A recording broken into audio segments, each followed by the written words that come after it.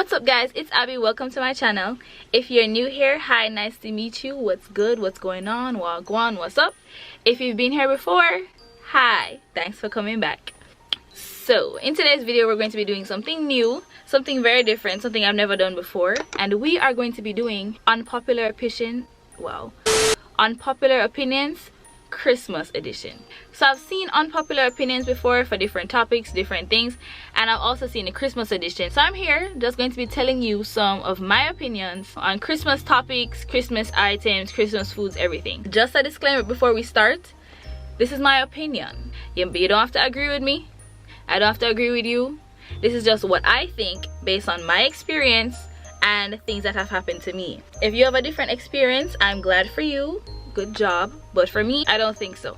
Okay, so basically I just wrote down some things about Christmas or ideas about Christmas or things that I either disagree with or agree with or the things that I like. So let's get started. Now the first thing, don't come for me, but I just think the Grinch is overrated. Like, I understand the storyline, I understand the village, I understand the Grinch, all the things you had to go through, all of that, and it's a pretty good movie. I just think that it's overhyped, like overrated completely. The way they make Grinch just so drastic, just so woo, the Grinch, like come on now, we get it, it's a good movie, but the way y'all be hyping it, it don't have a hype up, so it's not that wowing for everybody to be freaking out over. It's the Grinch, we get it, we understand why, we understand his sadness, the meaning behind the show is good, but I just think that they overhyping it. It's overrated. The next thing, so you guys know Secret Santa. I'm pretty sure everybody knows Secret Santa. It's supposedly where, let's say you have a group of people and you're supposed to be getting gifts for different people and they don't know who you are. That's Secret Santa. Personally, now this is just me, I hate Secret Santa. I hate it. I get the idea behind it, you know, the thought is good, but personally I've just clearly been in Secret Santas where it just didn't work. Like,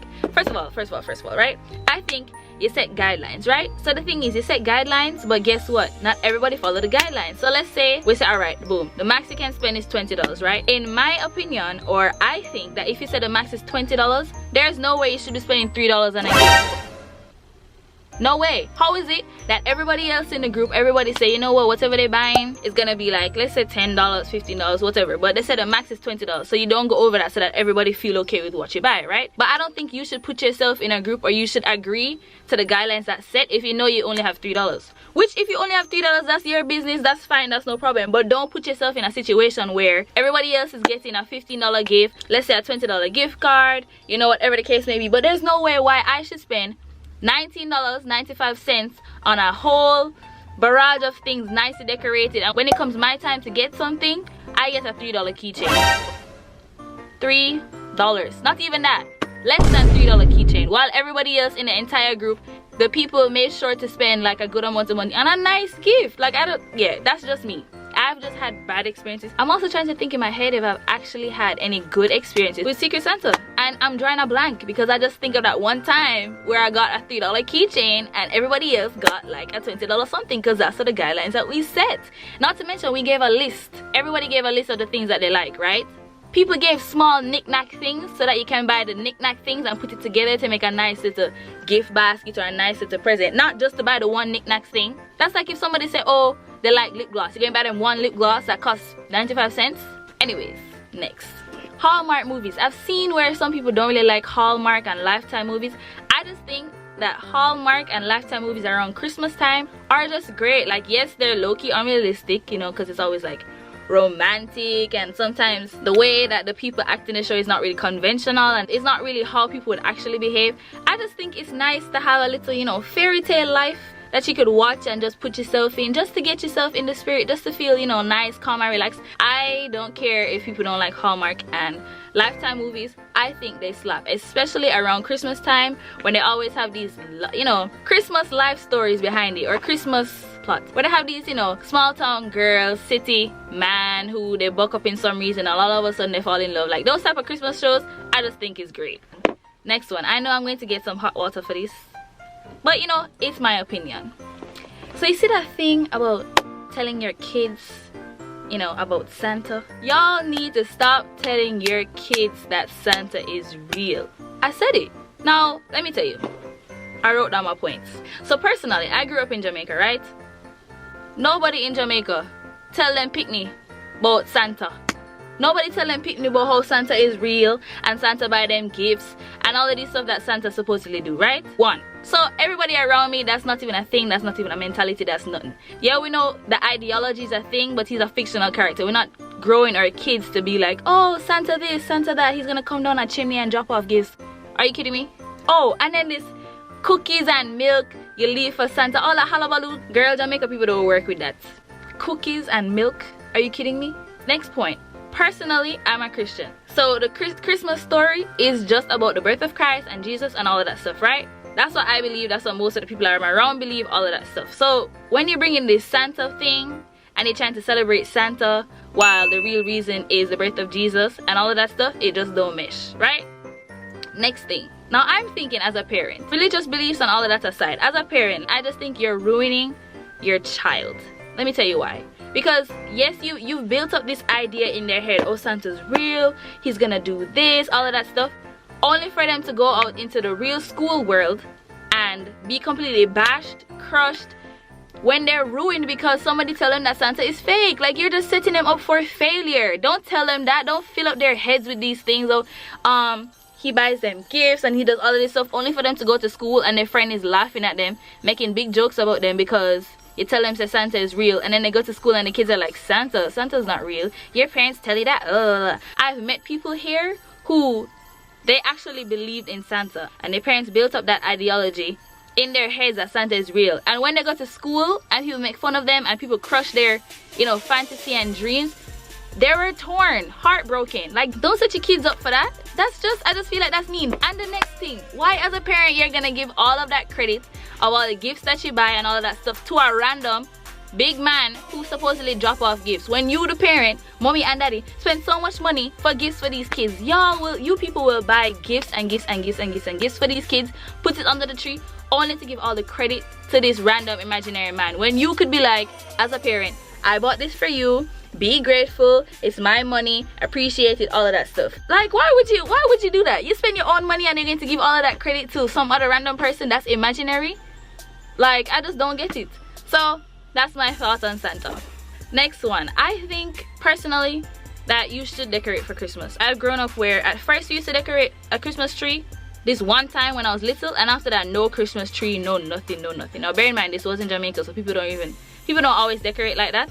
But I still think that you should decorate inside your house, even if you don't have things to decorate your outside, which is nice too, but not really a must. I think decorating the inside, you know, you change the color of your towels, you change the color of the rags in the bathroom, you probably put a different color mat in the bathroom, or you know, you just dress up the living room a little bit, or you do a Christmas tree, which I love. Christmas trees, love Christmas trees. If you don't have a Christmas tree, that's fine. There's still small things that you could do to decorate your house to make it look festive, you know. I think it just puts you in a good spirit, a good light, you know. You're getting ready for the holidays, you're getting ready for family time, you're getting ready for the real meaning of Christmas. I just think that decorating is a key factor in that. Plus, it's a great activity to be doing with your family. You just separate a time and you're like, okay, we're gonna do this, we're gonna decorate this, all of that stuff. You can play a little Christmas music. Check out my Christmas playlist, it's gonna be right here. You can do a little Christmas playlist. You just have a nice grand time while you get into the holiday feeling. I think, so this is just me, I think we need new Christmas songs. I think we need new established Christmas songs, because if you think about it, all of the songs that you hear right now, it's basically the same songs or covers from new artists doing the same songs. And I want to hear more Christmas songs. If you know any new Christmas songs that have nothing to do with, you know, Santa Tell Me, My Favorite Things, All I Want for Christmas Is You, Joy to the World, I need actual new Christmas songs that have nothing to do with the old Christmas songs. If you know some, comment down below so you can put me on. But in my mind, I'm like, I don't know if that's an unpopular opinion, but I just think we need new established Christmas songs, like Christmas songs that everybody know by now. You know, like how everybody know every old time Christmas song that's staple Christmas songs. I feel like we need new staple Christmas songs that everybody can know, if that makes sense. Okay, so I know this one is not as unpopular as I think, but as someone who has grown up in church, and you know, Christmas is around that time for, you know, the birth of Jesus and all of that stuff, I just found it so, when I think back in my head, bro, as a kid, as a child, as a teenager, I just find it so annoying to have to wake up at 4 or 5 o'clock in the cold. Bear in mind, this was in Jamaica, so it wasn't as cold as here, but it was still pretty chilly. Wake up at 4 or 5 o'clock to get ready. You barely eat breakfast because you only just take a little crackers or a tea or something, and then go to church for church at 5, 6, ready to finish at 7, 8.